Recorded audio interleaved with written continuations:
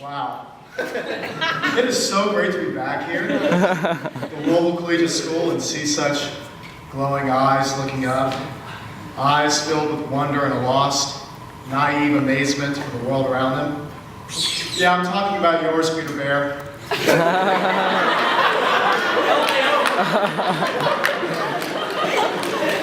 Please, that is enough about Pooh Bear's eyes. Instead, now, we're going to shift focus. Why you fine young criminals have gathered here today, life, and to celebrate the person who's mastered it, Tess Thompson. Yep, she's the queen.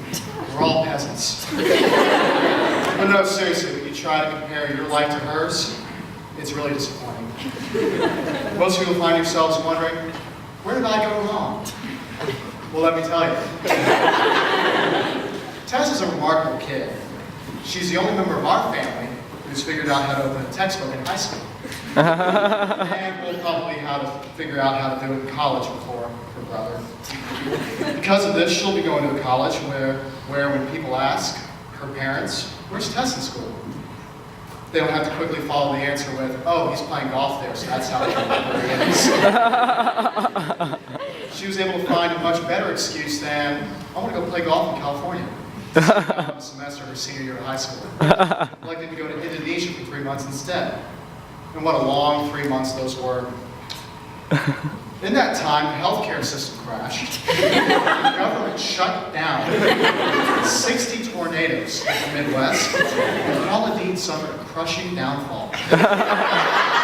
Resulting in a cancellation of my favorite show, Paula's Home Cooking. I can't even buy cooking with Paula products at Walmart anymore, which is why I've lost 7 pounds.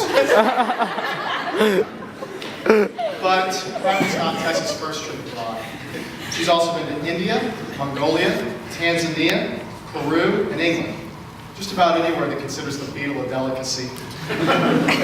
Sleeping on dirt floors, riding elephants, and walking the host family's yak. The great thing about Tess is, we have no idea what's going to come next. She's got bigger plans than the rest of us, and we all have the privilege of watching the legend grow. And now, we have the honor of watching another chapter of her story unfold, as it is my pleasure to introduce Tess Thompson for her senior speech.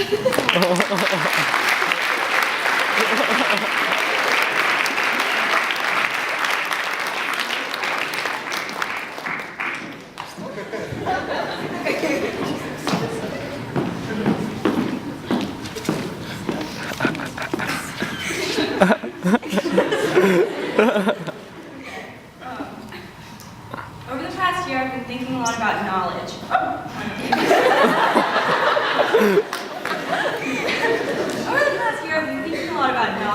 And what I know, and what information is actually relevant in life. A few months ago, I was in a remote part of Indonesia on my way to Thompson. We were staying in the village of Sawai, where the houses are built on stilts over the ocean, and the majority of the people are Muslim. I was talking to my friend Peter, and he began explaining a theory to me. He said, there are 3 spheres of knowledge in this world. To illustrate his point, he held up a small black pawn and said, do you see this chess piece? This represents the first sphere, everything that you know. It looks so small in his hand. He set it down and picked up a dinner plate and said, see this dish? This dish represents everything that you know is still unknown, or are aware of being unknown. Like how the universe got here. Questions that have been asked, but that no one really has the answers to. He put the plate down and spread his arms out really wide. Now imagine planet Earth, but bigger than anything ever. That's how much information exists, how much knowledge is truly out there. Not only do you not know any of it, he said, you don't even know you don't know it. It began to rain and our conversation ended abruptly, but in months that have passed since, Peter's theory has been in the back of my mind. Socrates, the Greek philosopher, was declared by the Oracle of Delphi to be the wisest man on earth. When he heard this, he thought, what can he mean? For I know that I have no wisdom, small or great. Socrates then talked to men he knew to be wise, to prove to the oracle that he himself had no true wisdom. He went and spoke with politician who, though he knew about politics, knew little else about life. Unsatisfied, Socrates then went to the theater to ask the poets the true meaning of their poetry, and they had no answer, yet still believed themselves to be very wise men.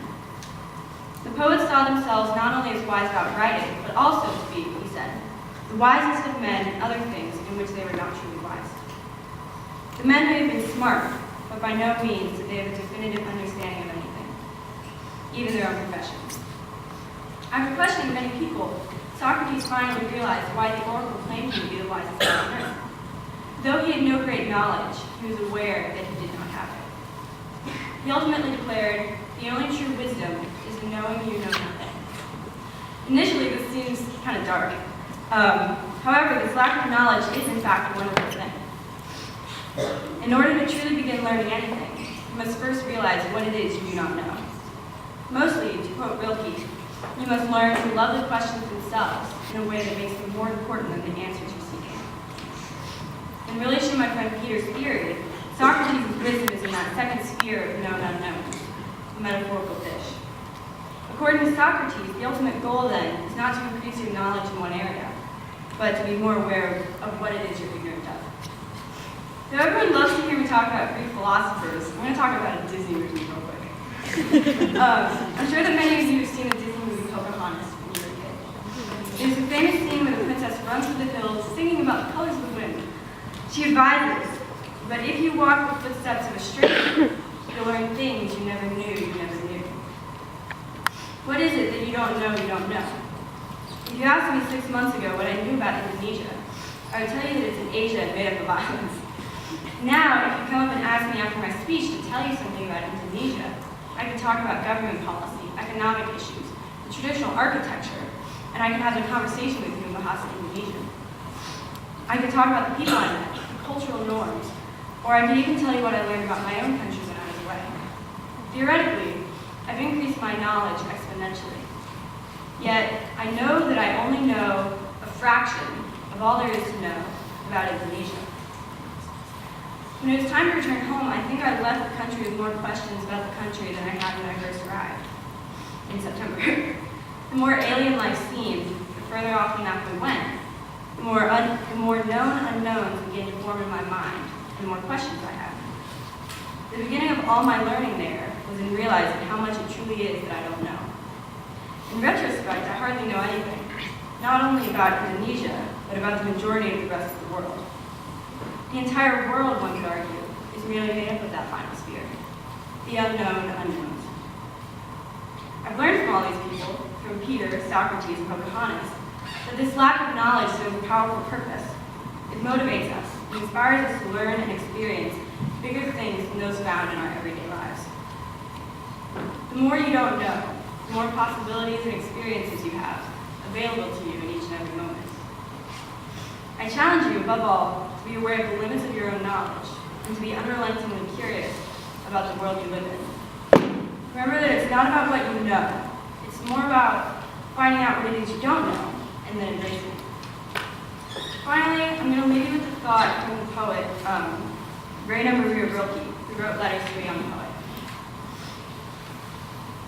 Be patient toward all that is unsolved in your heart, and try to love the questions themselves, like locked rooms and like books that are now written in a very foreign tongue. Do not now seek the answers, which cannot be given to you because you will not be able to live them. And the point is to live everything. Live the questions now. Perhaps you'll then gradually, without even noticing it, live along some distant day into the answer.